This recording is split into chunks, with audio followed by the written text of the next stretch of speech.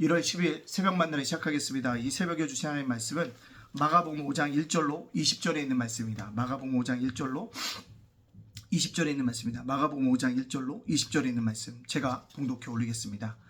예수께서 바다 건너편 거라사인의 지방에 이르러 배에서 나오심에 곧 더러운 귀신 들린 사람이 무덤 사이에서 나와 예수를 만나니라.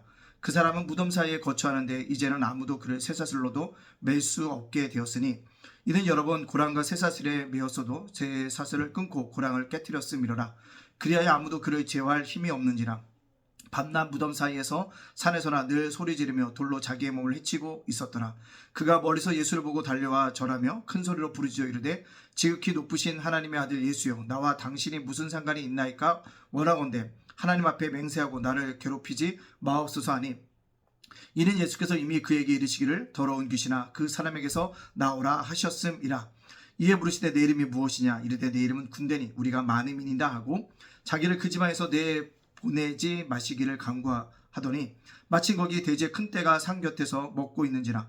이에 간구하여 이르되 우리를 돼지에게로 보내어 들어가게 하소서 하니 허락하신대 더러운 귀신들이 나와서 돼지에게로 들어가며 거기에 2,000마리를 되는 떼가 바다를 향하여 비탈로 내리더라. 바다에서 몰살하고는 치던 자들이 도망하여 읍내와 여러 마을을 말하니 사람들이 어떻게 되었는지를 보러 와서 예수께 이르되 그 귀신 들렸던 자 곧 군대 귀신 들렸던 자가 옷을 입고 정신이 온전하여 앉은 것을 보고 두려워하더라. 이에 귀신 들렸던 자가 당한 것과 돼지의 일을 본 자들이 그들에게 알림해 그들이 예수께 그 집안에서 떠나시기를 간구하더라. 예수께서 배에 오르실 때 귀신 들렸던 사람이 함께 있기를 간구하였으나 허락하지 아니하시고 그에게 이르시되 집으로 돌아가 주께서 내게 어떻게 큰 일을 행하사 너를 불쌍히 여기신 것을 내 가족에게 알리라 하시니 그가 가서 예수께서 자기에게 어떻게 큰 일을 행하셨는지를 대가볼리에 전파하니 모든 영혼이 놀랍게 여기더라. 아멘. 오늘 새벽 만나를 싸울 수 있도록 하신 하나님께 감사하고요, 말씀으로 하루를 열어간 여러분을 주님의 이름으로 축복합니다. 말씀은 우리의 힘이 됩니다. 우리가 의지가 되어집니다. 내가 길을 헤매고 있을 때 나침반과 같습니다. 그 말씀과 함께 동행할 수 있는 우리 믿음의 백성들이 되어지기를 간절히 소원합니다. 오늘 예수님이 거라사 지방에 갔다가 흔히 말하는 미친 사람을 만납니다. 다른 말로 하면 귀신 들렸던 자를 만나게 되어짐을 볼 수가 있습니다. 그들은 고통스럽고 또한 자기의 몸을 돌로도 해야 하는 그런 사람이었음을 우리가 보게 되어집니다. 근데 중요한 것은요, 그가 예수님을 보고 달려왔다는 거죠. 물론 예수님이 먼저 더러운 귀신아 나오라고 얘기하셨긴 했지만 와서 나와 무슨 상관이 있냐라고 예수님 앞에 대화하고 있는 모습을 볼 수가 있습니다. 그렇습니다. 이 땅을 살아가는 사람들에게 인간은 세 종류의 사람이 있다고 생각합니다. 첫 번째로는 오늘 거라사의 광인처럼 사탄의 영에 사로잡힌 사람이 있습니다. 결국 그가 하는 일은 자기의 의지와 상관없이 사탄이 시키는 대로 그대로 하는 것들을 발견하게 되어집니다. 가끔 살인자가 이런 얘기를 합니다. 내가 뭐에 씌었어요. 귀신 들렸다는 겁니다. 그렇게 사람을 처참하게 죽일 수 있었던 것, 사탄의 영에 사로잡혔기 때문에 그렇습니다. 또 한 사람이 있습니다. 두 번째 사람은요, 육신의 사람이 있습니다. 육신의 정욕대로 살아가는 것입니다. 자신의 욕심, 자신의 정욕대로 눈에 보이는 대로 행하려는 사람이 있습니다. 세 번째는요, 하나님의 영에 사로잡힌 사람이 있습니다. 우리는요, 이 땅을 살아가는 사람이 거라사 광야를 보면서 나는 어떤 자인가를 생각해 봐야 합니다. 나는 사탄에 속한 자인가?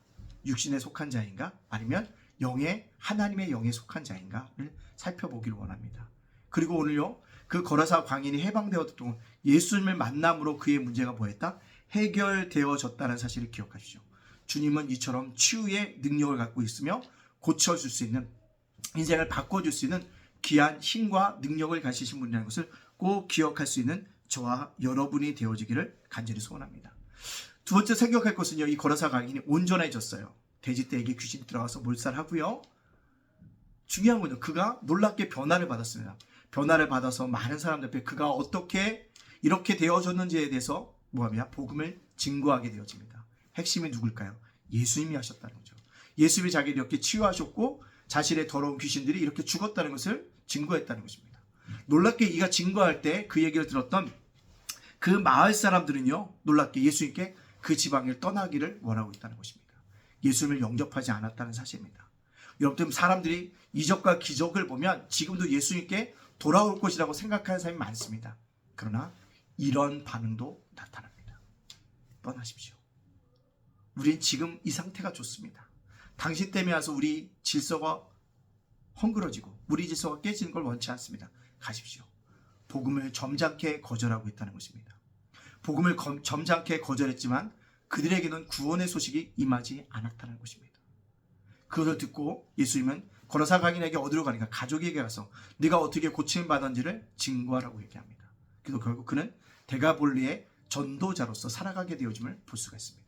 사랑하는 성도 여러분들, 오늘 우리가 이 말씀을 꼭 기억할 것은요, 우리가 아무리 복음을 증거해도 우리를 거절하는 사람들이 있다는 것입니다. 그러나 가족에게 먼저 구원의 소식을 전하는 것도 중요하다는 사실들을 깨닫게 해주고 있습니다. 자, 그렇다면 오늘 이 말씀을 저와 여러분에게 적용시켜보면 어떨까요?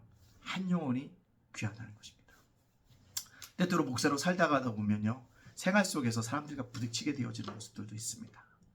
그때 꼭 기억해요. 영혼을 사랑하는 마음을 놓치지 말아야겠다라는 것입니다. 왜 불편함이 없어요? 어처구니 없는 것들 요구하는 사람들이 참 많습니다. 근데 영혼의 사랑에 때문에 때때로 것을 포기하려고 하는 마음들, 그것이 우리들 안에 있어져야겠죠. 한 영혼을 소중히 여기자는 것입니다. 그리고 그를 향한 궁율과 사랑의 마음으로 우리가 대할 수 있기를 원합니다. 참 대하자는 거 목사가 잘해서 그럴까요? 아니에요. 목사도 쉽지 않습니다. 근데요, 성경이라고 말씀하신 것은 우리 삶이 그렇게 지향해야 하고 삶의 태도를 계속적으로 말씀해 주고 있습니다. 구원받은 이후의 삶 어떻게 해요? 그러한 사람들 뭐라? 용납하고 받아들이라는 것입니다. 저도 아직 덜 성숙해서 그런 것을 잘 받아들이지 못하지만 우리 함께 받아들이려고요, 하나님의 은혜를 간구할 수 있는 우리 모두가 되어지기를 간절히 소원합니다. 그러면 언젠가는 내가 이해하지 못한 사람도 분명히 안아주고 이해하게 되어지는 은혜가 우리들 속에 넘쳐나게 되어질 줄 믿습니다. 그것을 바라보시면서 오늘도 믿음 가운데서 한 영혼을 소중히 여기고 사랑할 수 있는 그런 삶을 살아갈 수 있는 저와 여러분이 되어지기를 주님의 이름으로 축복합니다. 아멘. 기도합니다. 사랑의 하나님, 감사합니다. 제 허물로 죽었던 저희들 구원하여 주시니 감사합니다. 오늘 주셨던 말씀처럼 한 영혼을 소중히 여기며 사랑할 수 있도록 우리에게 은혜를 내려 주시옵소서. 금년에 우리 교회 비전처럼 삶의 아버지 지역이 넓혀가는 한 해가 되어줄 수 있도록 축복하여 주시옵소서. 예담교회 부흥과 성적을 넘어 건강한 교회로 거듭나게 해주시고 예담제가 목사대와 예담자강 도서관 위에 함께 해주시고 오늘을 살아야 우리 성도들을 지켜주시고 보호하여 주시고 인도하여 주시옵소서. 특별히 아버지 윤수희 목사와 저희 가정을 굳건하게 지켜주시옵소서. 모든 영광을 주께 돌려오며 예수님의 이름으로 축복하며 기도합니다. 아멘.